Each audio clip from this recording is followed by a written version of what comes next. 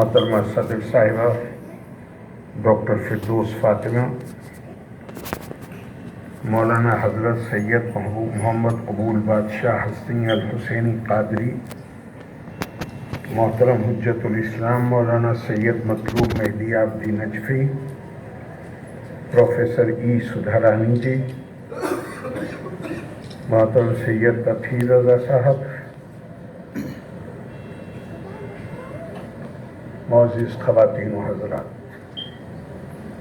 اگر اجازت دیں تو بولنے سے پہلے آپ سے ایک درخواست کرنا چاہوں گا، اور یہ پہلی دفعہ نہیں ہے، اور جگہ بھی میں یہ درخواست کرتا ہوں، اگر میری کوئی بات اچھی لگے تو نعرے مت لگائیے۔ لیکن نعرے انسان جب لگاتا ہے تو جوش آ جاتا ہے، اور جوش جب آتا ہے تو عقل پہ پردہ پڑ جاتا ہے۔ اب یہی نعرہ ہے سبحان اللہ، سوچئے نا اس کے بارے میں۔ سبحان اللہ خاموشی سے بھی کہا جا سکتا ہے۔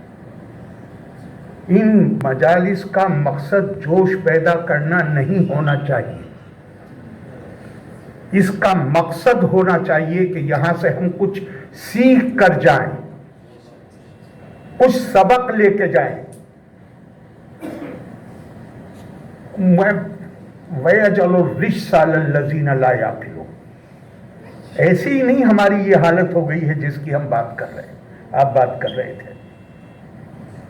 جو اپنی عقل کا استعمال نہیں کرتے، سورہ یونس میں یہ آیت ہے کہ جو کہتی ہے وَمَا كَانَ لِنَفْسٍ أَن تُؤْمِنَ إِلَّا بِإِذْنِ اللَّهِ، کوئی ایمان نہیں لا سکتا جب تک اللہ کی مرضی نہ ہو، اور جو اس بات کو نہیں سمجھتا وَيَجْعَلُ الرِّجْسَ عَلَى الَّذِينَ لَا يَعْقِلُونَ، اللہ تعالیٰ ان پہ، اگر میں اس کا لفظی ترجمہ کروں تو اللہ تعالیٰ گندگی پھینکتے ہیں ان لوگوں پہ، لیکن اگر محاورتاً ترجمہ کریں تو ان کی عقل پہ پردہ پڑ جاتا ہے۔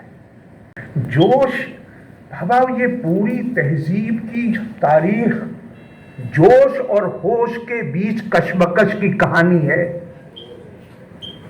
جتنے بیکورڈ لوگ آپ دیکھیں گے دنیا میں اتنے ہی جوشیلے ہوں گے، جتنے پڑھے لکھے، مہذب، تعلیم یافتہ، ان کے پاس سے بھی جوش نہیں گزرتا، وہ ہوش مندی سے کام لیتے ہیں۔ اور جب انسان ہوش مندی سے، یہی تو جہالت سے اسلام کا سفر، عربوں کا معاشرہ، اس کو دور جہالت کہا جاتا ہے، ایام جاہلیت کہا جاتا ہے۔ کیا تھا وہ؟ جوش اور جذبے کا زمانہ تھا، بات بات پر تلواریں باہر آ جاتی تھی، قبیلوں کے بیچ میں لڑائیاں کئی جنریشن گزر جاتی تھی، نسلیں گزر جاتی تھیں، وہ لڑائیاں جاری رہتی تھیں۔ تو خدا را بہت استحصال ہوا ہے، میں بہت آگے نہیں کہوں گا، لیکن بہت استحصال ہوا ہے یہ جوش پیدا کر کے۔ فلاں خطیب ایسے رات کو 12 بجے تقریر شروع کرتے تھے، وہ مجمع بالکل، یہ کون سی آپ کی تقریر سے کچھ ایسا اثر پڑے کہ جہاں پہ انسان اپنی عقل کا استعمال کرنے لگے تو کوئی بات ہے، ورنہ جوش تو تھوڑا بہت فلم دیکھ کے بھی آ جاتا ہے، اس میں کیا خاص بات ہے؟ جوشیلے گانے ہیں ان کو سن لیجئے، آ جائے گا جوش۔ تو میری آپ سے ہاتھ جوڑ کے درخواست ہے، میں کوئی کرٹیسزم نہیں ہے کسی کا بھی۔ اچھا، پہلی بات تو یہ ہے کہ ہمیں موضوع کی طرف، تو پہلی بات تو یہ ہے کہ آپ اسلام کہیے یا مسلمانوں کی تاریخ کہیے، لگ بھگ 14 اور نصف صدیوں پر محیط ہے۔ اس میں کم سے کم، میں کم کر کے کہہ رہا ہوں، زیادہ نہیں کہہ رہا ہوں، میں اسے کم کر رہا ہوں، کم سے کم 500 سال ایسے ہیں کہ جو حیثیت امریکہ کی، امریکہ اور روس کی دوسری جنگ عظیم کے بعد ہوئی، اور پھر روس کے کولیپس ہونے کے بعد جو امریکہ کی حیثیت ہوئی 90 کے آس پاس، وہ مسلمانوں کی حیثیت 500 سال رہی، سنگل سپر پاور۔ اگر میں آپ لوگوں سے کہوں، مطلب ایک سے ایک حکمراں ہوئے جن کے زمانے، اور یہ بھی ابھی یہیں کسی نے کہا کہ یزید صرف عرب کا بادشاہ نہیں تھا، بلکہ دوسرے علاقے بھی تھے، اس کے غیر عرب علاقے بھی تھے۔ میرے خیال سے یزید، اگر میں آپ سے ہی کہوں کہ ذرا مجھے 5 اموی بادشاہوں کے نام بتا دیجئے، 10 عباسیوں کے نام بتا دیجئے، نہ ہو اس مجمع میں تو الگ بات ہے، ورنہ کسی بھی آدمی کے لیے مشکل ہے۔ آپ انہیں کیوں نہیں یاد کرتے؟ ہندوستان میں 800 سال ابھی کسی نے ذکر کیا، مغلوں کی حکومت تو نہیں تھی 800 سال، لیکن ہاں سلطنت اور مغل ملا کے لگ بھگ 800 سال ہو گئے۔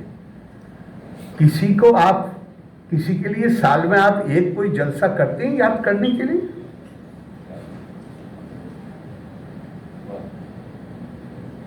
بلکہ اسے کوئی دوسری طرح مت لیجیے گا،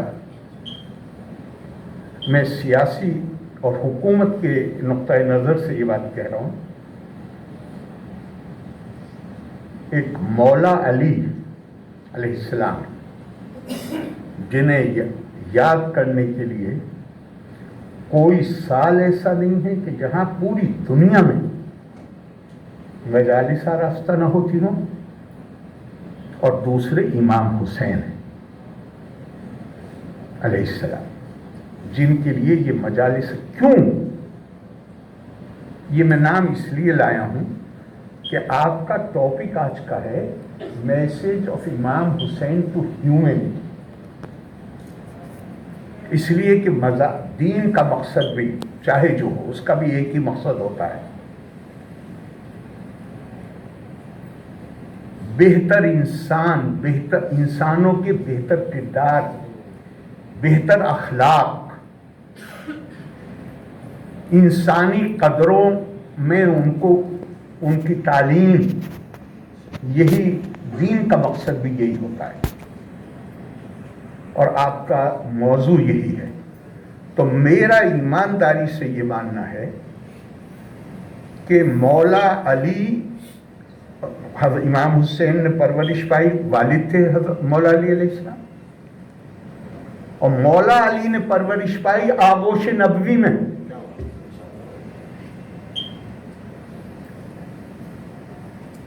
اب حضور صلی اللہ علیہ وسلم کی تعلیمات ہمیں آج جس طرح پہنچائی جاتی ہیں، لیکن میں نے پہلے ہی عرض کیا کہ میں یہاں، چونکہ میں نے حکومتوں کی بات کی ہے، اب وہ حکومتیں کیسے قائم ہوتی تھیں میں اس تفصیل میں نہیں جاؤں گا، لیکن قرآن حکیم کی ایک آیت کی طرف آپ کی توجہ مبذول کرانا چاہوں۔ تِلْكَ الدَّارُ الْآخِرَةُ نَجْعَلُهَا لِلَّذِينَ لَا يُرِيدُونَ عُلُوًّا فِي الْأَرْضِ وَلَا فَسَادًا وَالْعَاقِبَةُ لِلْمُتَّقِينَ۔ آج کل تو فون میں قرآن شریف ہے، اگر اردو کا ترجمہ ہو تو نکال لیجیے گا کہ کہیں مجھ سے کوئی غلطی نہ ہو جائے، اور ہو تو میں سدھاروں گا اپنے آپ کو۔ اور آخرت کا گھر، تِلْكَ الدَّارُ الْآخِرَةُ، اور آخرت کا گھر یعنی جنت ہم نے ان کے لیے بنائی ہے جو زمین میں بڑائی کا ارادہ ہی نہیں کرتے۔ بادشاہت کیا ہے؟ میں دوسروں کے اوپر اپنی بڑائی مسلط کرنا چاہتا ہوں۔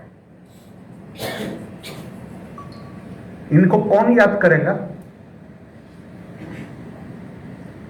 یاد ان کو کیا قومیں حکومتوں، بادشاہوں کے نام سے نہیں بنتی ہیں، قومیں بنتی ہیں قربانی دینے والوں کے نام سے، کہ حامل لوگوں کے نام سے انسپریشن ملتی ہے۔ فلاں بادشاہ تھے تو میری صحت پہ کیا اثر پڑ رہا ہے کہ فلاں بادشاہ پہ رہے ہوں گے بادشاہ، میں ان کی زندگی سے کیا سیکھوں؟ ہم امام حسین علیہ السلام کو یاد کرتے ہیں اس لیے کہ اللہ نے ایک اصول طے کر دیا ہے قرآن حکیم میں، اور یہ اصول یہ نہیں ہے کہ مسلمانوں کے لیے نہیں، یہ تو ایک فطری اصول ہے۔ سورہ رات کی ایک آیت میں بتایا گیا ہے کہ جیسے سیلاب آتا ہے، پانی بہت زور سے چلتا ہے، کبھی آپ نے دیکھا اس کے اوپر جھاگ آ جاتے ہیں، فوم۔ اسی طرح جب سونار زیور بناتا ہے اور سونے یا چاندی کو پگھلاتا ہے، اگر آپ پگھلتے ہوئے اسے دیکھیے تو اس کے اوپر بھی جھاگ ہوتے ہیں۔ تو قرآن یہ دو مثالیں دے کے کہتا ہے، کہا کہ اللہ تعالیٰ امثال کذالک یضرب اللہ الامثال، اللہ تعالیٰ حکمت بیان کرتے ہیں مثالوں کے ذریعے، اور حکمت کیا ہے؟ فَأَمَّا الزَّبَدُ فَيَذْهَبُ جُفَاءً وَأَمَّا مَا يَنْفَعُ النَّاسَ فَيَمْكُثُ فِي الْأَرْضِ۔ پانی کے اوپر جھاگی جھاگ ہوتے ہیں جب سیلاب آتا ہے، لیکن وہ جھاگ بے مقصد ہوتے ہیں، لہذا وہ ضائع ہو جاتے ہیں۔ اور پانی جو زمین کو فرٹائل بناتا ہے، فرٹائل کو کیا کہیں گے سر؟ زرخیز بناتا ہے، وہ پانی زمین میں جذب ہو جاتا ہے یا پینے کے کام میں آتا ہے۔ سونے چاندی کے اوپر جو جھاگ ہیں وہ ختم ہو جاتے ہیں، اور جو میٹل ہے اس سے زیورات اور برتن بن جاتے ہیں۔ فَأَمَّا الزَّبَدُ فَيَذْهَبُ جُفَاءً، یہ سفلی اور وقتی طور پہ شورش پیدا کرنے والے، یہ ختم ہو جائے، ان کو بات کو کوئی یاد نہیں رکھتا۔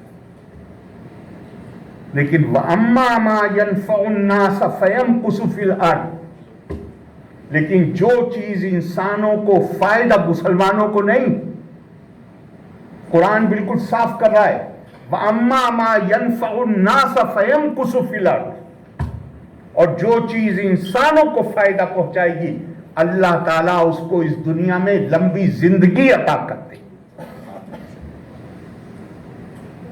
امام حسین علیہ السلام ہمارا، ان کی زندگی سے ہمیں سبق ملتا ہے۔ سبق کیا ملتا ہے؟ ان کی زندگی سے ہمیں یہ سبق ملتا ہے۔ آپ نے اس آیت کو کوٹ کیا، وَلَقَدْ قرآن نے ڈکلیئر کیا ہے، وَلَقَدْ كَرَّمْنَا بَنِي آدَمَ، انسان کو بحیثیت انسان کے ہم نے عزت و اکرام سے نوازا۔ اگر اللہ نے عزت و اکرام سے نوازا ہے، اب میں آپ سے سوال، یہ میرا آپ سے، میں اس کا جواب نہیں دوں گا، آپ خود غور کیجئے گا۔ اگر اللہ نے ہر انسان کو، مرد کو، عورت کو، چاہے جس عقیدے سے اس کا تعلق ہو، مذہب سے تعلق ہو، چاہے جو رنگ ہو اس کا، چاہے جو زبان بولتا ہو، اللہ نے اگر اسے وَلَقَدْ كَرَّمْنَا بَنِي آدَمَ، اللہ نے اگر اسے عزت اور وقار سے نوازا ہے، اور میں اپنی حکومت قائم کر لوں اور میں آپ کو بتاؤں کہ نہیں آپ عبادت اس طریقے سے نہیں اس طریقے سے کریے، تو وقار ہے؟ پھر انسانی وقار ہے؟ پھر میں کہوں کہ میں لڑکی کو نہیں آنے دوں گا اسکول میں، تو عورت کیا انسان نہیں ہے؟ اس کا وقار نہیں ہے؟